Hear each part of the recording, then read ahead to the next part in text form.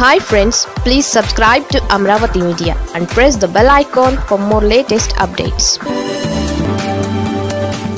టీడీపీలో ఈ నేతల హవా ముగిసినట్లే. తెలుగుదేశం పార్టీ పేరు చెబితే ఠక్కున పదుల సంఖ్యలో నాయకుల పేర్లు కళ్ల ముందు మెదులుతాయి.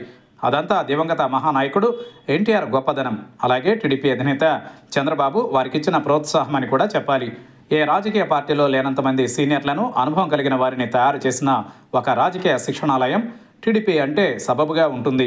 అలా 25 ఏళ్ల వయసులో రాజకీయాలలో ఏమాత్రం సంబంధం లేని వారంతా అన్నగారి పిలుపు విని టీడీపీలో చేరారు.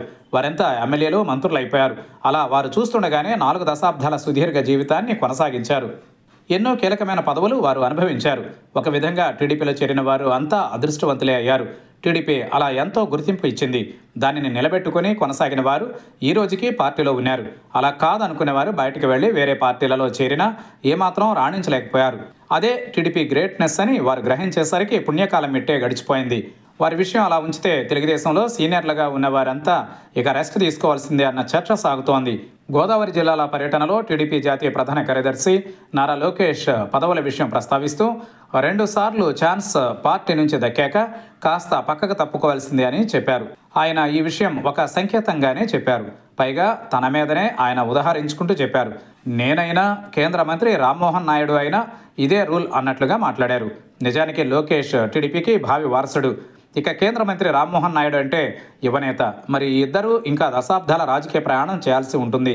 దాంతో ఆయన చెప్పినది సీనియర్ల గురించని అంటున్నారు. టీడీపీ ఎప్పుడు అధికారంలోకి వచ్చినా బెర్తలన్నీ సీనియర్లకే దక్కుతున్నాయి. పదవులు వారే తీసుకుంటున్నారు. కష్టపడిన జూనియర్లు మాత్రం వెనుక బెంచ్కి పోతున్నారు.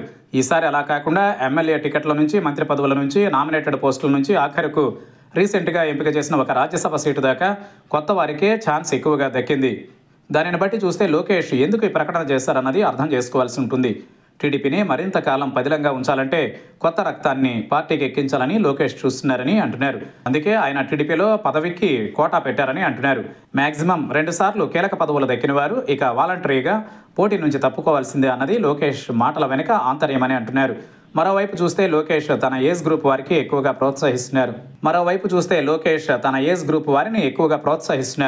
పార్టీ పదవులలో కానీ, అధికార పదవులలో కానీ మ్యాక్సిమం ఏజ్ 40 నుంచి 45 ఏళ్ల మధ్యన అని ఒక పరిమితి అయితే చెప్పగానే చెబుతూ పెట్టుకున్నారా అన్న చర్చ వస్తోంది. అదే విధంగానే అంతా సాగుతోంది అంటున్నారు. మంత్రులలో ఎక్కువ మంది ఈ ఏజ్ గ్రూప్లోనే ఉండడం కూడా గమనించవచ్చని అంటున్నారు.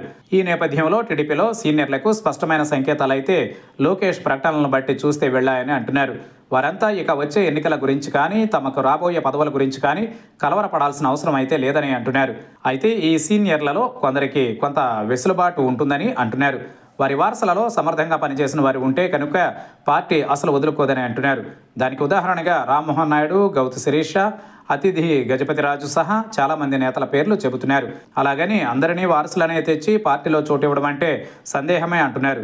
ఒకవైపు యువ రక్తానికి ప్రాధాన్యం ఇస్తూ, మరోవైపు పార్టీ కోసం పనిచేసే సీనియర్ల వారసులలో బలమైన నేతలకు ఛాన్స్ ఇవ్వడం ద్వారా సమతూకం పాటించాలని ఒక విధానం ఉందని అంటున్నారు. మొత్తానికైతే టీడీపీలో ఇక మీదట సీనియర్ల హవా అయితే అంతలా ఉండకపోవచ్చు అన్నది నిజమని జరుగుతున్న ప్రచారం బట్టి అర్థమవుతోంది అంటున్నారు.